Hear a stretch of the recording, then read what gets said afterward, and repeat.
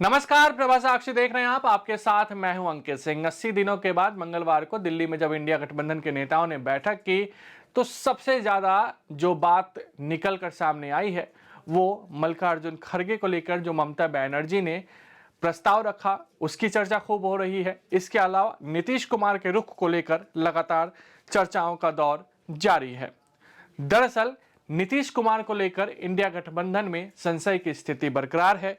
इतना ही नहीं, नीतीश कुमार के मन में भी इंडिया गठबंधन को लेकर बहुत ज्यादा कुछ अच्छी चीजें नहीं चलती हुई दिखाई दे रही हैं।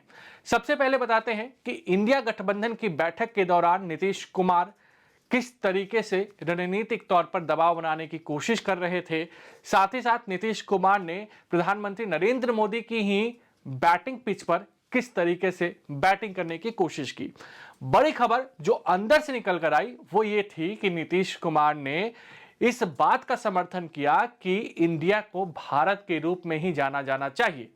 कहीं ना कहीं नीतीश कुमार के इस दांव ने सभी नेताओं को आश्चर्यचकित कर दिया।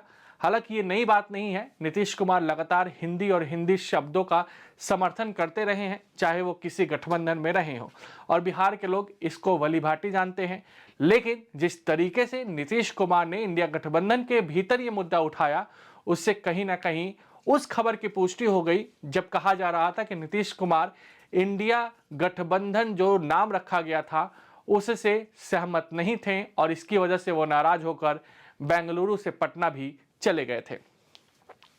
दूसरी खबर जो नीतीश से ही जुड़ी हुई थी वो ये थी कि नीतीश कुमार ने जब भाषण दिया, जब अपनी बात रखी, तो उस दौरान डीएमके के एक बड़े नेता ने मनोज झा के रूप में एक ट्रांसलेशन करने वाले रखने की मांग की। यानी कि डीएमके नेता का ये कहना था कि मनोज झा नीतीश कुमार जो बोल रहे हैं उसको वो अंग्रेजी में ट्रांसलेट करके उन्हें बता दे। लेकिन नीतीश कुमार ने इसको सुनते ही अपना गुस्सा जाहिर किया। उन्होंने साफ तौर पे कह दिया कि हम सब भारत में रहते हैं और इसलिए हमें हिंदी आनी चाहिए, हिंदी हमारी राष्ट्रभाषा है। ये अंदर की खबर है।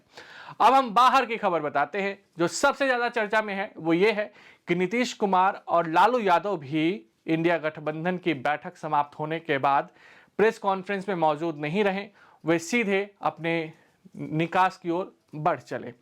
अब बड़ा सवाल यह है कि आखिर नीतीश कुमार क्या चल रहा है उनके मन में, नीतीश कुमार की आगे की रणनीति क्या है।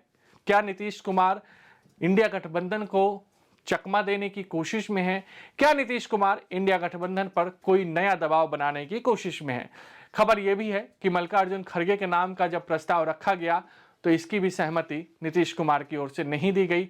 बार बार ये कहा जा रहा है कि भले ही नीतीश कुमार ये सार्वजनिक तौर पर कहते रहे हों कि उन्हें कुछ नहीं चाहिए, वो सभी को एकजुट करना चाहते हैं, लेकिन कहीं ना कहीं उनके मन में संयोजक और प्रधानमंत्री उम्मीदवार बनने की एक महत्वाकांक्षा है और शायद यही कारण है कि वो नाराज होते दिखाई दे रहे हैं। इतना ही नहीं, नीतीश कुमार ने एक और बड़ी चाल चली है और कहीं ना कहीं इंडिया गठबंधन पर इसका असर भी पड़ सकता है। दरअसल नीतीश कुमार की पार्टी जदयू ने पिछले दिनों राष्ट्रीय कार्यकारिणी की बैठक बुलाई थी, यानी कि आगे चल के ये बैठक होगी। लेकिन अब दावा किया जा रहा है कि नीतीश कुमार की ओर से राष्ट्रीय कार्यकारिणी के साथ इसमें परिषद के सदस्यों को भी आमंत्रित किया गया है। ऐसे में इस बात की चर्चाएं साफ तौर पर तैर रही हैं कि क्या नीतीश कुमार कुछ बड़ा करने वाले हैं।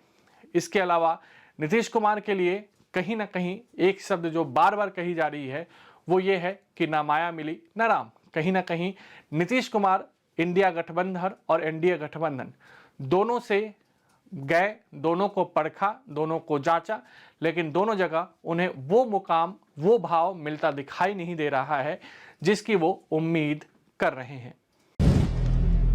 अगर आप भी लेना चाहते हैं देश दुनिया की तमाम जानकारी तो आज ही सब्सक्राइब करें हमारे चैनल को। साथ ही नीचे दिए बेल आइकन को जरूर दबाएं ताकि हर अपडेट आप तक पहुंच सके।